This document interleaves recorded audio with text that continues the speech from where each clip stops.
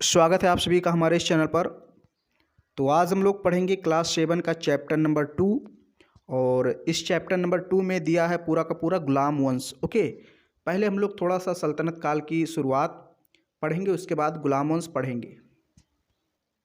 इसके पहले मैंने आपको अरबों का आक्रमण और तुर्कों का आक्रमण पढ़ा दिया है, जिसमें मैंने मोहम्मद बिन कासिम, महमूद गजनबी, मोहम्मद गौरी के आक्रमण पढ़ाए थे। तो आज से हम लोग गुलाम वंश की शुरुआत कर रहे हैं। और गुलाम वंश का आप यहाँ पर शासनकाल देख सकते हैं, 1206 ईस्वी से 1290 ईस्वी तक था गुलाम वंश। अगर हम लोग पूरा का पूरा दिल्ली सल्तनत की बात करें तो दिल्ली सल्तनत का जो काल है ये 320 वर्षों का बहुत ही बड़ा काल है।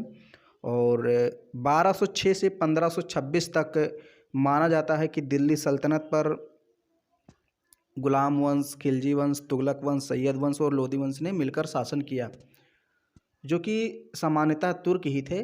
ओके, अगर लोदी वंश को छोड़ दें तो सभी इसमें जितने भी सुल्तान हुए सब तुर्क ही थे। तो दिल्ली सल्तनत जो था, मैंने बताया कि बहुत बड़ा काल था, 320 वर्षों तक शासन किया। और इसमें कई वंश आए, जैसे गुलाम वंश, खिलजी वंश, तुगलक वंश, सैयद वंश, लोदी वंश। फिर लोदी वंश के बाद मुग़लों का आक्रमण होता है और मुग़ल वंश चालू हो जाता है। तो चलिए हम लोग शुरुआत करते हैं दिल्ली सल्तनत की। पाठ 2, सल्तनत काल की शुरुआत। तो हम लोग इसमें गुलाम वंश पढ़ेंगे, लेकिन उसके पहले मैं थोड़ा सा आपको यहाँ पर दिल्ली सल्तनत की शुरुआत के बारे में बता देता हूँ। थोड़ा सा ओवरव्यू देख लेते हैं, एक सारांश देख लेते हैं। ओके, फिर मैं आपको सीधे गुलाम वंश पढ़ाऊँगा। ये जो एक पेज है, इसमें हम थोड़ा सा दिल्ली सल्तनत की शुरुआत देख लेते हैं कैसे हुई। तराइन के द्वितीय युद्ध में पृथ्वीराज चौहान की पराजय के पश्चात, ओके, जब तराइन का दूसरा युद्ध हुआ 1192 ईस्वी में, तो उसमें पृथ्वीराज चौहान को मोहम्मद गौरी ने हरा दिया। और पृथ्वीराज चौहान की पराजय के पश्चात दिल्ली में तुर्क शासकों का राज स्थापित हो गया। इन तुर्क शासकों का रहन सहन, भाषा, धर्म, शासन करने का तरीका ये भारतीय शासकों से बिल्कुल अलग था। तुर्क शासक सुल्तान की उपाधि धारण करते थे। ओके, ये सुल्तान की उपाधि धारण करते थे, मतलब कहने का मतलब यह है कि अपने आप को सुल्तान कहलाना पसंद करते थे। इन्होंने दिल्ली को शासन का केंद्र बनाया और लगभग 320 साल तक शासन किया। ये जो तुर्क शासक थे, ज़्यादातर इसमें तुर्क शासक ही थे। मैंने बताया लोदी वंश जो था उसमें अफ़गान वंश, मतलब अफ़गान थे, लेकिन बाकी जो जितने भी शासक हुए, चाहे गुलाम वंश के या खिलजी वंश या तुगलक या सैयद, ये सब बेसिकली तुर्क ही थे। तो तुर्कों ने कह सकते हैं कि 320 साल तक भारत पर शासन किया। और ये पूरा का पूरा जो टेन्यूर है, ये जो पूरा का पूरा काल है 320 सालों का, इसे कहते हैं दिल्ली का सल्तनत काल। ओके, तो अब हम लोग आगे पढ़ते हैं। देखिए, मैं आपके सामने हूँ नहीं, तो जो आपका ध्यान है वो पूरा का पूरा पेज पर होना चाहिए। ओके, पेज पर। मैं इसीलिए इसको इस टाइप से कर देता हूँ ताकि आपको मालूम रहे कि मैं कहाँ पढ़ा रहा हूँ। तो मोहम्मद गौरी की मृत्यु 1206 ईस्वी में हो गई। मैंने बताया था पृथ्वीराज चौहान को मोहम्मद गौरी ने तराइन के दूसरे युद्ध में 1192 ईस्वी में हरा दिया था। और फिर इसने भारत पर शासन करना शुरू कर दिया था। हालांकि प्रत्यक्ष रूप से शासन नहीं किया था, लेकिन कहीं ना कहीं जो उत्तर भारत था पूरा का पूरा, वो मोहम्मद गौरी के अधीन हो चुका था। तो 1206 ईस्वी में इसकी मृत्यु हो जाती है और उसकी मृत्यु के समय तक लगभग पूरा उत्तर भारत उसके अधीन हो चुका था। मैंने आपको पहले ही बता दिया। उसने भारत में शासन चलाने के लिए गुलाम अधिकारी नियुक्त किए थे। ओके, इसके कई गुलाम थे मोहम्मद गौरी के, तो वही भारत में शासन चलाते थे। मैंने बताया था प्रत्यक्ष शासन वो नहीं चलाता था। इन्हीं में से एक योग्य गुलाम अधिकारी था कुतुबुद्दीन ऐबक। एक अधिकारी था, यानी गुलाम था, कुतुबुद्दीन ऐबक। ओके, ये भी मोहम्मद गौरी का बहुत ही विश्वसनीय गुलाम था और मोहम्मद गौरी इस पर बहुत ज़्यादा विश्वास करता था। गौरी की मृत्यु का समाचार मिलने के बाद कुतुबुद्दीन ऐबक ने स्वयं को भारत में तुर्क राज्य का शासक घोषित कर दिया। हालांकि उस समय ये लाहौर में था जब इसकी मृत्यु हुई मोहम्मद गौरी की, तो वहीं से इसने अपने आप को शासक घोषित कर दिया। यह तुर्क राज का यह तुर्क राज अब तुर्क सल्तनत कहलाया। ओके, जब तुर्कों ने भारत पर राज करना शुरू किया तो इसको क्या कहा गया? तुर्क सल्तनत। अगले शासक इल्तुतमिश ने 1210 ईस्वी में सत्ता संभालने के साथ दिल्ली को अपनी राजधानी बनाया। तो कुतुबुद्दीन ऐबक की राजधानी बेसिकली लाहौर ही थी, लेकिन इसके बाद जब शासक बनता है इल्तुतमिश तो अपनी राजधानी दिल्ली को बनाता है। तो ये सब अभी हम लोग डिटेल में पढ़ेंगे। पहले मैंने थोड़ा सा बताया, आपको ओवरव्यू देता हूँ, ओके, सारांश पढ़ा देता हूँ। बाकी ये सब अभी हम लोग डिटेल में पढ़ेंगे, कुतुबुद्दीन ऐबक, गुलाम मोहन, सब कुछ। तो यह दिल्ली सल्तनत के नाम से प्रसिद्ध हो गया। फिर आगे है, आपको इस बात से हैरानी हो सकती है पर उन दिनों गुलाम रखने की प्रथा थी। ओके, उन दिनों ये जो शासक होते थे अपने पास गुलाम रखते थे, खरीदते थे और बेचते थे। ये उसमें एक प्रथा थी गुलामों को खरीदने और बेचने की। ओके, तुर्किस्तान में, बेसिकली मध्य एशिया के क्षेत्र में तुर्किस्तान के युवकों को खरीदकर उन्हें युद्ध और प्रशासन के काम में प्रशिक्षण देकर सुल्तानों को बेचा जाता था। जैसे आप गुलामों को खरीदिए, फिर उनको प्रशिक्षण दीजिए, मतलब सिखाइए युद्ध कला, जो भी कला उनको सिखानी सिखा दीजिए। जो गुलाम जितना अच्छा सीखता है उसका उतना ही ज़्यादा दाम मिलता था। तो कुछ ऐसे लोग होते थे जो गुलामों को पालन पोषण करते थे उसका, फिर उसको सिखाते थे। जब वो किसी कला में माहिर हो जाता था तो उसको शासकों को बेच देते थे और शासक उसके बदले, गुलाम के बदले उनको काफ़ी धन देता था। तो ये निर्भर था कि गुलाम कितना ज़्यादा माहिर है कला में, उसी के हिसाब से धन मिलता था। तो ये प्रथा थी उस समय गुलामों को खरीदने और बेचने की। ओके, तो युवकों को खरीदकर उन्हें युद्ध और प्रशासन के काम में प्रशिक्षण देकर सुल्तानों को बेचा जाता था, यानी सुल्तानों को दे दिया जाता था और सुल्तान उसके बदले में पैसे दे देता था या कुछ और वस्तु दे देता था, सोना चांदी जो भी कह लीजिए। इसलिए वे गुलाम कहलाते थे। ओके, सुल्तान की सेवा में आने पर योग्य और होनहार गुलामों को ऊंचे और जिम्मेदारी के पद भी सौंपे जाते थे। अब ऐसा नहीं होता था कि आज के गुलामों की तरह कि मतलब उन्हें गुलाम ही रहने दिया जाता था। अगर सुल्तान की नज़र में वो गुलाम योग्य है, होनहार है, तो उसको ऊंचा पद भी दिया जाता था। और अभी आगे आप पढ़ेंगे कि बहुत सारे गुलाम शासक बन गए। ओके, शासक जो बड़ा पद है इसको भी पा लिए। जैसे कुतुबुद्दीन ऐबक गुलाम ही था ना, मोहम्मद गौरी का गुलाम था, लेकिन मोहम्मद गौरी की जब मृत्यु 1206 ईस्वी में हुई तो उसने शासक घोषित कर दिया। तो यही सारी चीज़ें हैं कि गुलामों को उस तरह से नहीं रखा जाता था जिस तरह से धारणा बनी हुई है। उस समय गुलाम काफ़ी होनहार और योग्य होते थे। सुल्तान मोहम्मद गौरी की सेवा में भी ऐसे कई गुलाम थे और भारत में उसके गुलाम शासन चलाते थे। ओके, तो मैंने बताया था शुरुआत में ही कि भारत में मोहम्मद गौरी ने प्रत्यक्ष शासन नहीं किया था, उसके गुलाम ही यहाँ पर शासन चलाते थे।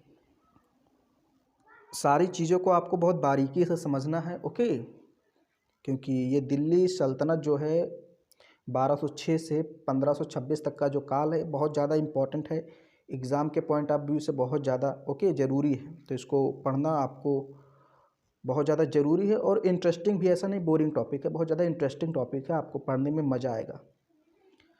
अब हम लोग थोड़ा सा यहाँ पढ़ते हैं दिल्ली सल्तनत की चुनौतियाँ। दिल्ली सल्तनत यानी सल्तनत के सामने चुनौतियाँ। अब इनके सामने चुनौती भी होती थी, षड्यंत्र भी होते रहते थे शासकों के खिलाफ। तो वही सारी चीज़ें यहाँ बताया गया है। देखिए, सरदार जिन्हें अमीर कहा जाता था, सरदारों को दिल्ली सल्तनत काल में क्या कहा जाता था? अमीर। मतलब ये छोटे छोटे जमींदार होते थे, जैसे सामंत वगैरह होते हैं ना, वैसे लगभग उन्हीं के बराबर इनका पद होता था। तो सरदार जिन्हें अमीर कहा जाता था तुर्क और अफ़गान कबीलों के होते थे। तुर्क और अफ़गान कबीलों के सरदार होते थे और इन्हीं को अमीर कहा जाता था। इनमें जातीय श्रेष्ठता का तथा सल्तनत में ऊंचा स्थान पाने की होड़ लगी रहती थी। अब चूँकि जो अमीर होते थे ये अफ़गान भी होते थे, तुर्क भी होते थे और कई तरह के अमीर होते थे। तो इन अमीरों में एक होड़ लगी रहती थी कि दिल्ली सल्तनत में हमें ऊंचा स्थान प्राप्त हो जाए। कोई कहता था हमें ऊंचा स्थान प्राप्त हो जाए, मतलब ये होड़ लगी रहती थी। एक दूसरे को नीच दिखाने का प्रयास करते थे अमीर स्वयं में ही। अभी आगे आप पढ़ेंगे, इनमें एक गुट होता था। ओके, जैसे मान लीजिए ये एक गुट हो गया, ये दूसरा गुट होगा, ये तुर्क अमीर हैं, ये अफ़गान अमीर हैं, ओके। तो ये दोनों सोचते थे कि हम राजा के करीब आ जाएं, ये सोचते थे हम राजा के करीब आ जाएं। तो दोनों हमेशा एक दूसरे पर दोष लगाते रहते थे। जातीय श्रेष्ठता, मतलब कि हम लोग तुमसे श्रेष्ठ हैं, फिर अफ़गान कहते थे नहीं तुर्क निम्न हैं, हम श्रेष्ठ हैं, ऐसी बातें होती रहती थी। इन्हीं अमीर सरदारों में से ही सुल्तान होता था, और इन्हीं में से कोई सुल्तान बन जाता था जिसको सभी अमीर अपना सुल्तान मान लेते थे, वो सुल्तान हो जाता था। सुल्तान होने के लिए सैनिक योग्यता तथा शासकीय क्षमता का भी होना आवश्यक था, ओके। तो योग्यता चाहिए भाई, क्षमता चाहिए, ऐसे तो बना नहीं दिया जाएगा कि सबको सुल्तान बना दिया गया। एक योग्यता चाहिए, और युद्ध कला में आप माहिर हों, कोई ऐसी आपके अंदर क्वालिटी होनी चाहिए जो आपको शासक बनाए। तो इन क्षमताओं के प्रभाव से वह सुल्तान बन सकता था, और तभी तुर्क अमीरों का समर्थन प्राप्त करना भी संभव था, ओके। अगर आप योग्य हैं तभी तुर्क अमीर या जो अफ़गान अमीर हैं वो समर्थन देंगे।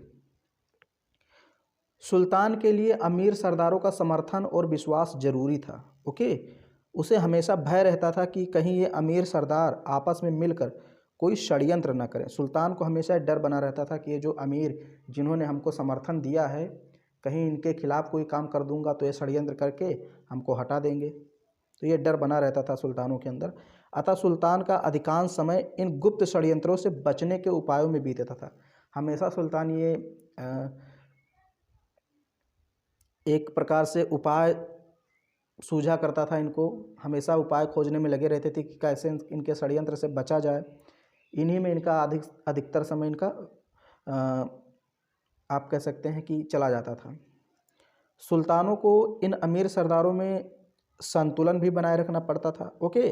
तो मैंने बताया आपको शुरुआत में ही कि सुल्तान इन अमीरों के समर्थन से सुल्तान बनता है, और सुल्तान इनका संतुलन भी बनाए रखता है। मतलब जैसे जो अफ़गान अमीर हैं ये अपने को श्रेष्ठ समझते हैं और राजा के करीब आने का प्रयास करते हैं, जो तुर्क अमीर हैं ये अपने को श्रेष्ठ समझते हैं और शासक के करीब आना चाहते हैं। तो सुल्तान का ये अधिकार था, ये हक था कि इन सबको बैलेंस में रखे, ताकि कोई श्रेष्ठ कोई निम्न ज़्यादा ना रहे, ओके। सभी को एक समान बनाए रखता था, और उसके लिए अच्छा भी था कि अगर इन सभी को समान बनाएगा तभी उसका शासन चल पाएगा।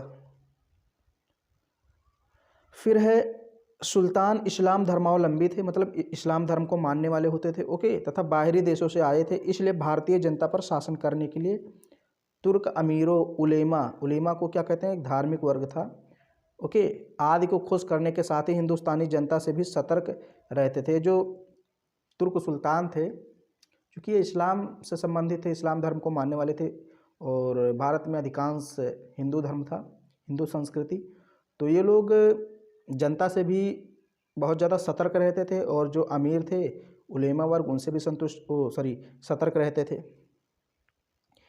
कि कहीं विद्रोह न कर दें, क्योंकि सल्तनत में विद्रोह का भय हमेशा बना रहता था, मैंने आपको बता ही दिया। फिर यहाँ थोड़ा सा और बचा है। सल्तनतकालीन शासकों ने आंतरिक शांति बनाए रखने के लिए शासकीय प्रबंध तंत्र तथा राज विस्तार एवं बाह्य आक्रमणों से रक्षा के लिए मजबूत सैन्य संगठन भी बनाए।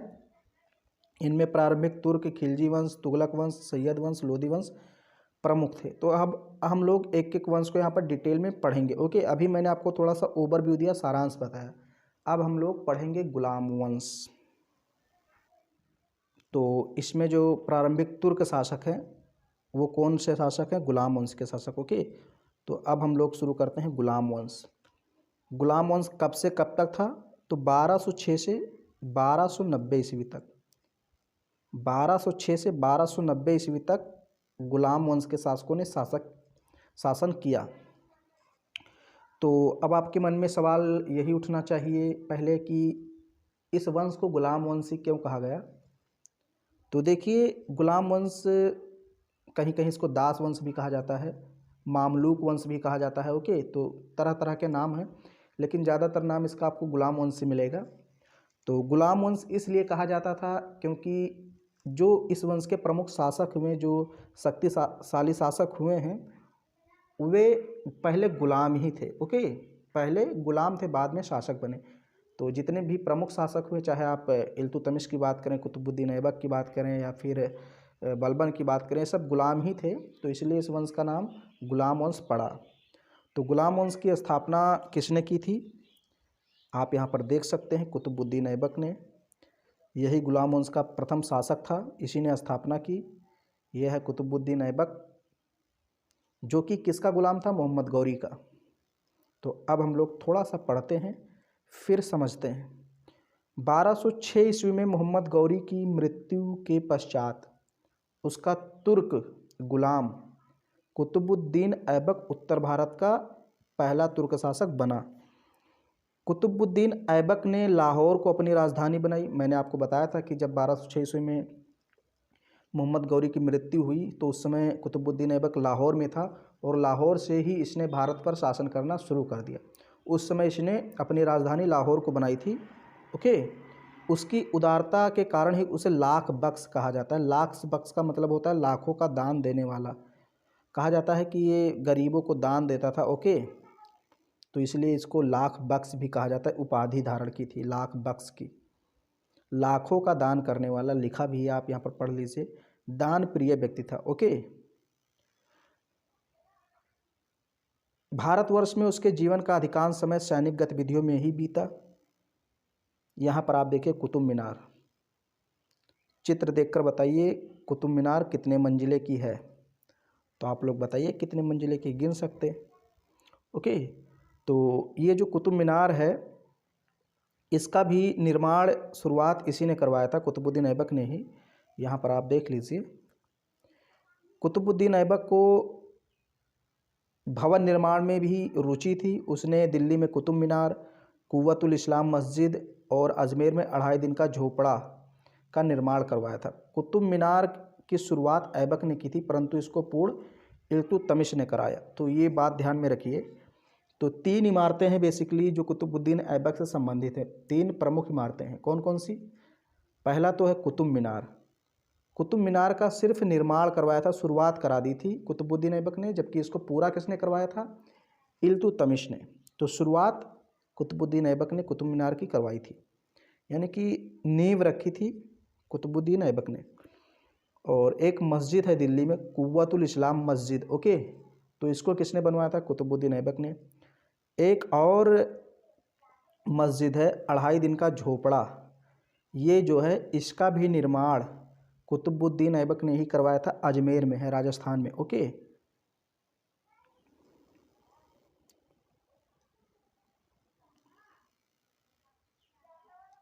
कुतुबुद्दीन ऐबक ने भारत में एक नए राज्य की नींव अवश्य डाली, पर उस राज्य को सुदृढ़ बनाने का अवसर उसे नहीं मिला।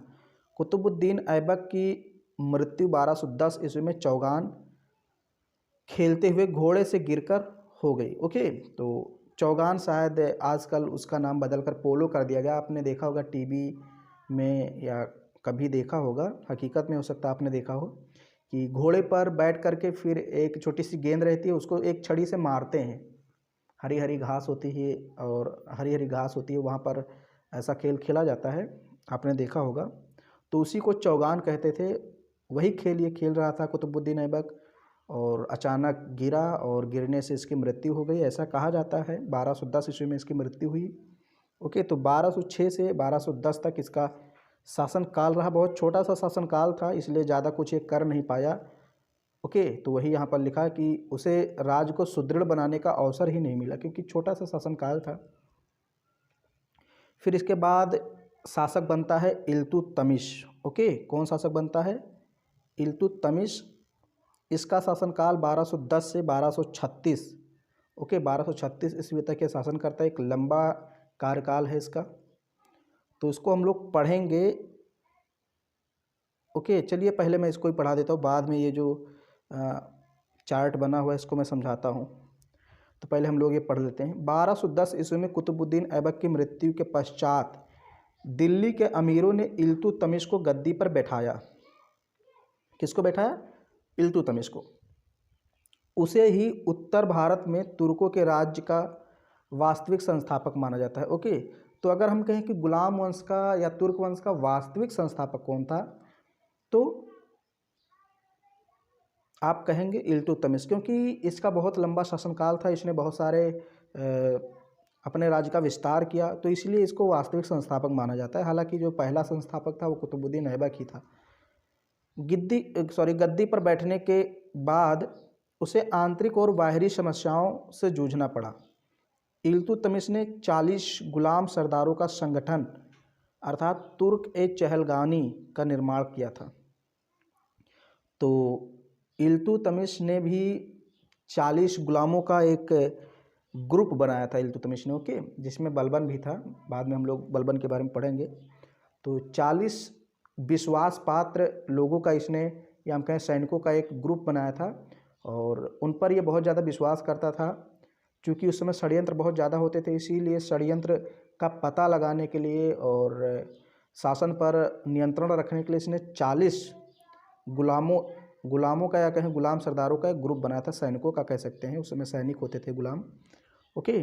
तो उस गुलाम को क्या नाम दिया गया? तुर्कान चहलगामी। कहीं कहीं गाने लिखा होता है, कहीं कहीं गामी लिखा होता है, तो आपको इस पर ज़्यादा ध्यान देने की ज़रूरत नहीं, बस ये जाने तुर्कान चहलगामी का निर्माण इल्तुतमिश ने किया। इसमें 40 सदस्य होते थे। फिर यहाँ देखिए प्रशासन है कैसे उसका विभाजन किया गया था, ओके, जो दिल्ली सल्तनत था। तो देखिए पहले तो केंद्रीय शासन होता था, और फिर केंद्र को कई प्रांतों में बांट दिया जाता था, ओके। प्रांतों को इक्ता भी कहा जाता था, इक्ता। और इसका जो रखवाला होता था, यानी जो इसकी देखभाल करता था, उसको इक्तादार कहते थे, ओके। ये देखिए इक्तादार या अक्तादार। और जो केंद्रीय शासन होता था उसके मुखिया को सुल्तान। जैसे इसमें भारत फिर कई प्रांतों में बटा है, राज्यों में, फिर राज्य जिले में बटा है, ऐसे उस समय भी बटा होता था।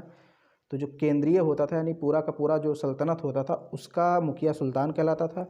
फिर जो केंद्रीय शासन यानी सल्तनत है, वो कई प्रांतों में बटा होता था, और प्रांत का मुखिया कौन होता था? इक्तादार। और ये जो प्रांत होता था ये कई परगनों में बटा होता था, और परगने का मुखिया परगना अधिकारी होता था, यानी परगना अधिकारी। परगना मतलब जिला कह सकते हैं। फिर जिला कई ग्रामों से मिलकर बना होता था, ओके। और ग्राम के मुखिया को क्या कहते हैं? तो यहाँ पर आप देख लीजिए, पटवारी भी कहीं कहीं कहते हैं, कहीं चौकीदार कहते हैं, ओके, कहीं कहीं मुखिया ही कहते हैं। फिर यहाँ पर आप देख लीजिए पूरा का पूरा साम्राज्य जो है, ये यहाँ पर इल्तुतमिश का शासन था, ओके। ये जो आप साम्राज्य पूरा देख रहे हैं, ये पूरा का पूरा साम्राज्य उस समय इल्तुतमिश के शासन के अंतर्गत आता था, ओके। तो वही चीज़ यहाँ पर दर्शाया गया है। दिल्ली, अजमेर, ग्वालियर, कन्नौज, प्रयाग, बनारस, पटना, सब कुछ जो क्षेत्र है वो इल्तुतमिश के अंतर्गत आता था। फिर यहाँ पर थोड़ा सा दिया, इसको मैं पढ़ देता हूँ। शासन व्यवस्था कैसी थी इल्तुतमिश के शासनकाल में, थोड़ा सा यहाँ पर बताया गया है। इल्तुतमिश ने देश में एक राजधानी, एक स्वतंत्र राजतंत्रीय प्रशासनिक व्यवस्था और अफसरशाही व्यवस्था की स्थापना की, ओके। अफसरशाही मतलब नौकरशाही आप कह सकते हैं। उसने दिल्ली को भारतवर्ष में तुर्क साम्राज्य का राजनीतिक, प्रशासनिक और सांस्कृतिक केंद्र बनाया। तो कुतुबुद्दीन ऐबक ने अपनी राजधानी किसे बनाई थी? लाहौर को। इल्तुतमिश आता है तो अपना सब कुछ राजनीतिक, प्रशासनिक और सांस्कृतिक केंद्र दिल्ली को घोषित कर देता है, मतलब दिल्ली ही अब राजधानी थी। उसने इक्ता व्यवस्था के द्वारा केंद्र को प्रांतीय और स्थानीय शासनों से जोड़ने की नींव भी डाली, यानी कि पूरा का पूरा जो साम्राज्य था, सल्तनत था, उसको प्रांतों में बांट दिया, प्रांतों को परगनों में बांट दिया, परगनों को गांव में बांट दिया। मैंने अभी आपको समझाया भी पहले। तो ऐसे इसने किया ताकि शासन चलाने में थोड़ी सी आसानी हो, एक पूरा का पूरा जो साम्राज्य उस पर पकड़ बनी रहे। फिर आगे है, सुल्तान ने अपनी सल्तनत यानी अपने राज्य को कुछ प्रांतों में बांटा था। प्रांतों को इक्ता कहते थे, वही चीज़ जो मैंने अभी आपको समझाया। हर इक्ते में सुल्तान अपने एक सेनापति यानी जिम्मेदार सेनापति को नियुक्त करता था, जिसे इक्तादार कहते थे, ओके। तो जो पूरा का पूरा सल्तनत था उसको प्रांतों में बांट दिया गया था, यानी प्रांतों को उस समय इक्ता कहा जाता था। और इक्ता का एक मुखिया होता था जिसे इक्तादार या अक्तादार बोला जाता था।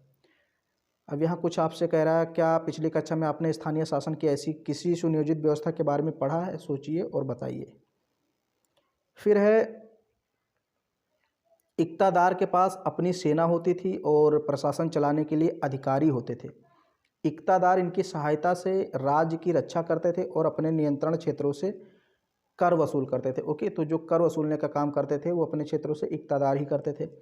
अपने इक्ते से यानी अपने प्रांत से इकट्ठे किए गए कर से ही वे अपना और अपने अधिकारियों का और अपने सैनिकों का खर्च चलाते थे। इस खर्च के उपरांत जो कर बचता था उसे इक़्तादार सुल्तान को भेज देता था। यानी कि इक़्तादार ही करों का संग्रह करता था, उसी से अपना खर्चा, अपने सैनिकों का खर्चा, अधिकारियों का खर्चा चलाता था, और जो कुछ बचता था तो उसको शासक को भेज देता था, यानी सुल्तान को दे देता था। फिर यहाँ पर देखिए इल्तुतमिश के बारे में और कुछ है। इल्तुतमिश ने मुद्रा व्यवस्था में सुधार करते हुए चांदी का टंका, ये देखिए चांदी का टंका है, और तांबे का जीतल चलाया। तो चांदी का टंका और तांबे का जीतल नामक सिक्का किसने चलाया? इल्तुतमिश ने क्वेश्चन बार बार पूछा जाता है कि टंका और जीतल किसने चलाया, टंका किसका बना होता था, चांदी का, जीतल तांबे का बना होता था। ये सारी चीज़ें आप बहुत बारीकी से याद कीजिए।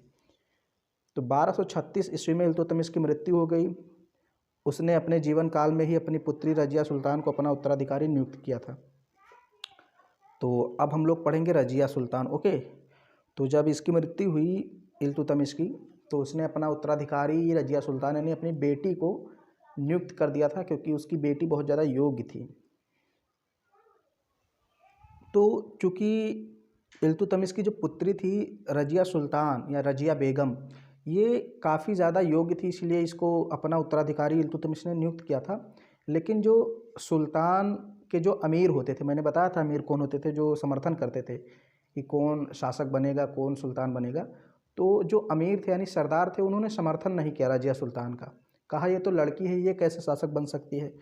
तो उन्होंने क्या किया, उन्होंने एक रुकनुद्दीन फिरोज़ था, जो कि इल्तुतमिश का ही पुत्र था, लेकिन ये बहुत दुर्बल शासक था, अयोग्य था, इसको बना दिया। ओके, बाद में ये कुछ महीने शासन करता है, उसके बाद रजिया सुल्तान को ही शासक बनाया जाता है, क्योंकि ये शासन कर नहीं पाता है और रजिया सुल्तान को जनता का समर्थन प्राप्त हो जाता है। तो ये देखिए, मैं पढ़ देता हूँ इसको। इल्तुतमिश ने अपनी पुत्री रजिया को अपना उत्तराधिकारी बना दिया था, परंतु सरदारों तथा उलेमा के विरोध के चलते इल्तुतमिश की मृत्यु के बाद उसका पुत्र रुकनुद्दीन फिरोज शाह गद्दी पर बैठ गया। लेकिन दुर्बल शासक होने के कारण 1236 में ही रजिया सुल्तान दिल्ली की गद्दी पर बैठी और सुल्तान कही जाने लगी। ओके, तो अंततः रजिया ही बैठती है, कुछ 4-5 महीने शासन करता है रुकनुद्दीन फिरोज, उसके बाद रजिया सुल्तान बन जाती है। तो रजिया सुल्तान पहली शासक थी जिसने भारत पर शासन किया। ओके, पहली महिला शासक थी। ओके, शासक तो ऐसे बहुत हुए, लेकिन पहली महिला शासक कौन थी भारत की? रजिया सुल्तान। कई बार पूछा भी गया है। फिर यहाँ पर है, रजिया से पूर्व प्राचीन मिस्र और ईरान में महिलाओं ने रानियों के रूप में शासन किया था, परंतु मध्यकालीन विश्व में पहली मुस्लिम महिला शासिका थी। ओके, तो मध्यकालीन विश्व में अगर बात करें तो पहली मुस्लिम महिला शासक रजिया सुल्तान थी। रजिया ने लगभग 3 वर्ष 8 माह तक शासन किया। रजिया ने स्त्रियों का पहनावा छोड़ दिया और बिना पर्दे के दरबार में बैठने लगी। मतलब जब रजिया सुल्तान बनी तो उसने स्त्रियों का जो पहनावा था, कपड़ा, वो सब छोड़ दिया। अब वो पुरुषों के समान कपड़ा पहनकर दरबार में आने लगी, अपना चेहरा भी दिखाने लगी, क्योंकि पहले जब वो शासका नहीं बनी थी तो अपना चेहरा ढक कर रखती थी। और इस्लाम, जो स्त्रियां होती हैं इस्लाम धर्म की, वो अधिकतर अपना चेहरा ढक कर ही रखती हैं, उनमें प्रथा है। लेकिन जब ये रजिया सुल्तान शासक बनती है तो अपना चेहरा खोल के सभी के सामने और पुरुषों के समान वस्त्र धारण करके वो दरबार में आने लगी, बैठने लगी, और युद्ध में सेना का नेतृत्व भी करती थी। अमीरों को शीघ्र ही पता लग गया, जो अमीर थे, सरदार थे, उनको शीघ्र ही पता लग गया कि स्त्री होने पर भी रजिया उनके हाथों की कठपुतली बनने को तैयार नहीं थी। अमीर चाहते थे कि रजिया सुल्तान हमारे हाथ की कठपुतली बन जाए और हम अपने अनुसार इससे शासन चलवा सकें, लेकिन रजिया ऐसा करने को तैयार नहीं थी, क्योंकि वो योग्य थी। तुर्क सरदार भी किसी महिला के अधीन कार्य करने के लिए तैयार नहीं थे। अब ये जो तुर्क थे, तुर्क अमीर, ये एक प्रकार से इनको लज्जा आ रही थी, शर्म आ रही थी कि हम एक महिला के अधीन होकर के शासन कर रहे हैं, हमसे ऊपर एक महिला है जो शासक है और हम अमीर हैं। अमीर यानी कि सरदार बने हुए हैं, तो इनको घृणा होती थी कि हमें एक महिला के अधीन कार्य करना पड़ रहा है, तो इसके लिए तैयार नहीं थे। उन्होंने एक षड्यंत्र के द्वारा उसे गद्दी से हटा दिया। ओके, तो अमीर यानी सरदारों ने षड्यंत्र किया और रजिया सुल्तान को गद्दी से हटवा दिया। तो रजिया सुल्तान का शासन बेसिकली 1236 से 1240 तक था, लगभग 3 वर्ष 8 महीने। ओके, या 4 वर्ष आप लगभग कह सकते हैं मोटे मोटे तौर पर। रजिया के बाद उसका एक भाई तथा 2 भतीजे बारी बारी से सुल्तान बने जो कि अयोग्य थे।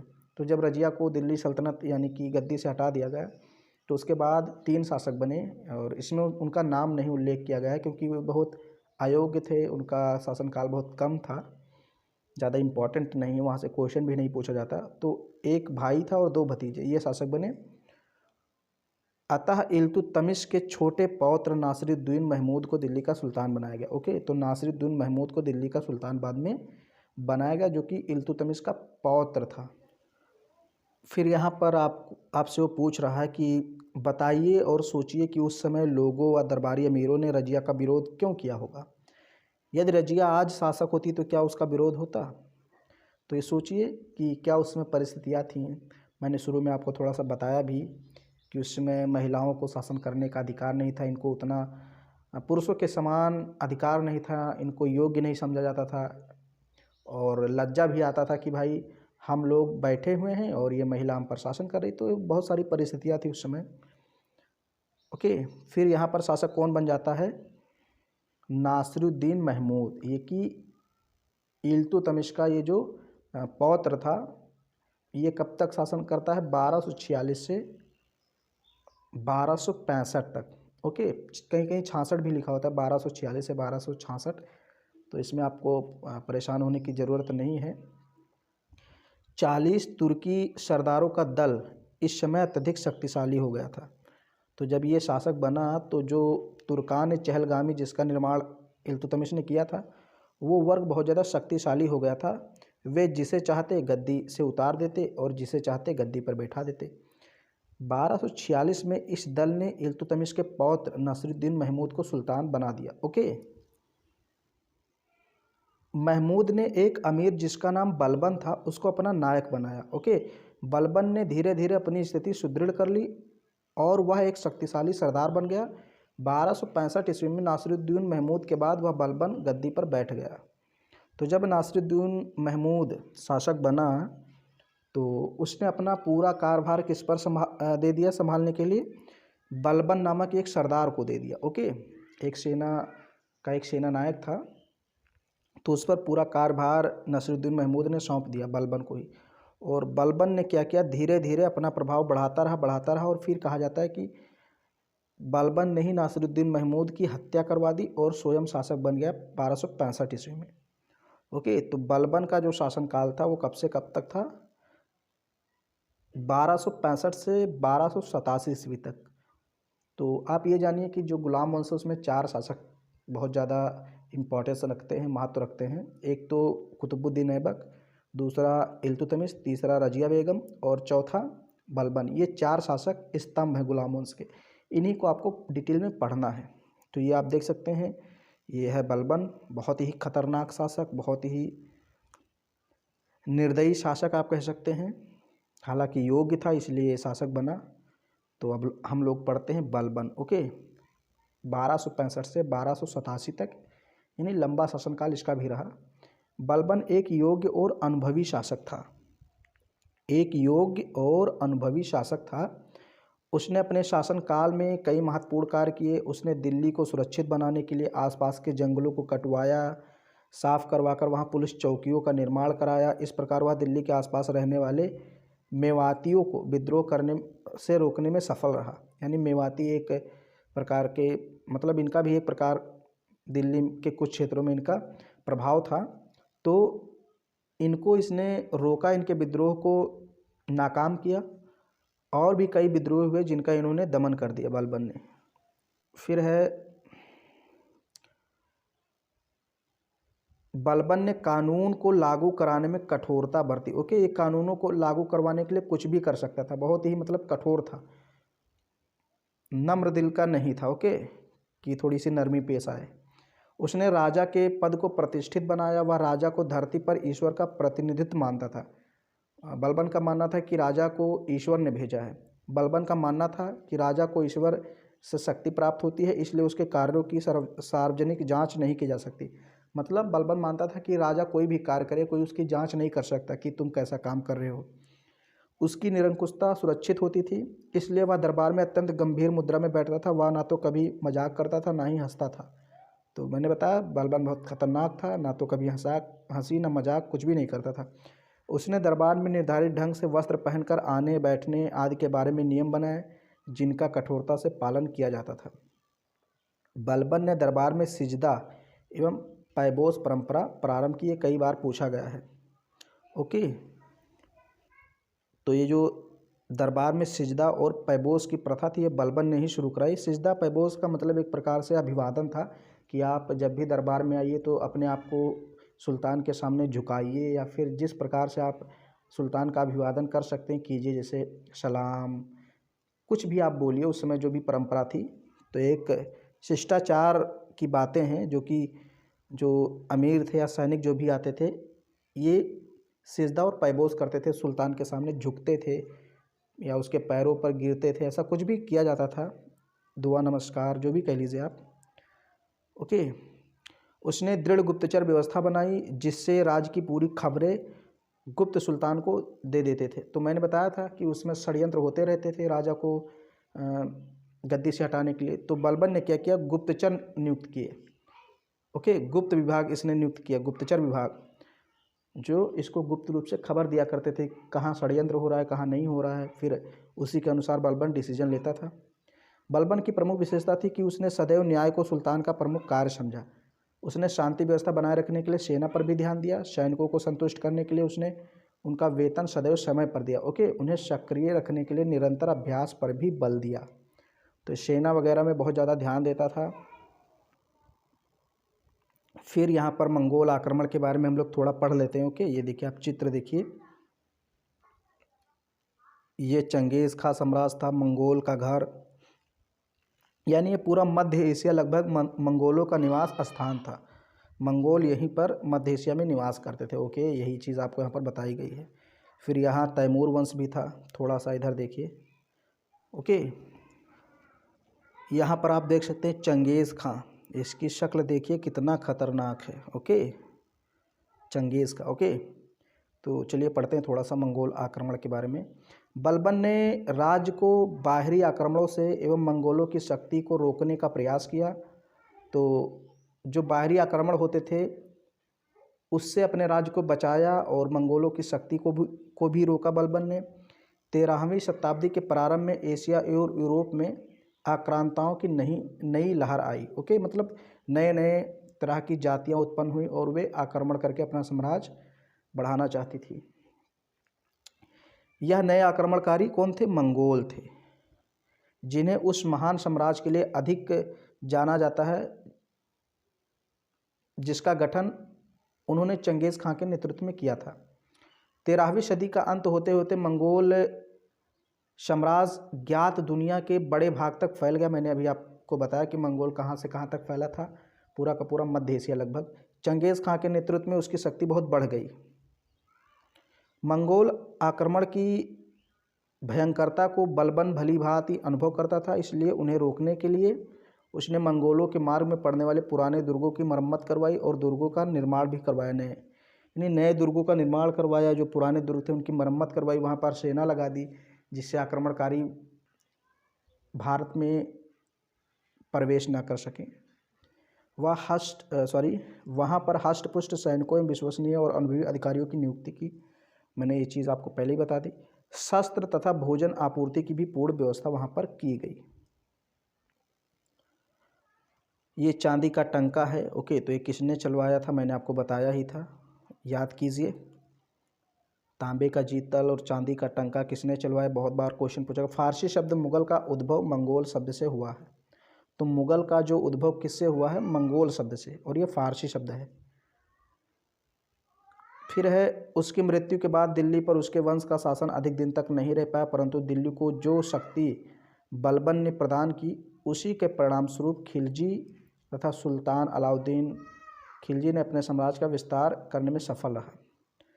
तो जब बलबन की मृत्यु हुई तो उसके बाद कई छोटे छोटे अयोग्य शासक आते हैं जो कि बहुत ज़्यादा समय तक शासन नहीं कर पाते। सोचिए 87 में मृत्यु हुई, फिर लगभग 3 वर्ष तक छोटे छोटे शासकों ने शासन किया और फिर ये गुलाम वंश मतलब इसका अंत हो जाता है, इसका पतन हो जाता है। फिर इसी के जगह खिलजी वंश आता है। ओके, तो यहाँ पर कुछ दिया हुआ है, थोड़ा सा आप लोग शब्दावली पढ़ लीजिए।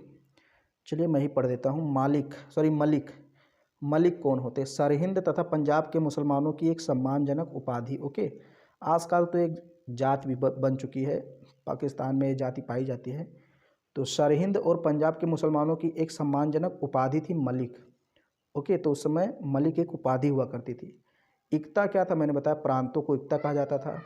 मंगोल कौन थे? मध्य एशिया, ये देखिए तिब्बत एवं चीन के क्षेत्रों में रहने वाली एक जाति थी, खूंखार जाति। सिजदा, अब देखिए मैंने आपको बताया था सिजदा और पैबोस क्या है, तो यहाँ उसका अर्थ दिया हुआ है, घुटनों पर बैठकर सुल्तान के सामने सिर झुकाना। मैंने आपको बताया था कि अपनी शिष्टाचार दिखाना, यानी सुल्तान को सम्मान देना। और फिर पैबोस का मतलब है सुल्तान के चरणों को चूमना। तो ये जो गुलाम वंश था कंप्लीटली मैंने आपको पढ़ा दिया। 1206 से 1290 तक शासनकाल रहा। फिर इसके बाद खिलजी वंश आपको अगले चैप्टर में मैं पढ़ाऊंगा, चैप्टर 3। उम्मीद करता हूँ वीडियो आपको काफ़ी पसंद आया होगा, तो इसको लाइक कीजिए, शेयर कीजिए खूब ज़्यादा अपने दोस्तों में। चैनल पर पहली बार आइए तो सब्सक्राइब ज़रूर कीजिए। ओके, अगर आप पहली बार आएँ तो सब्सक्राइब कर लीजिए।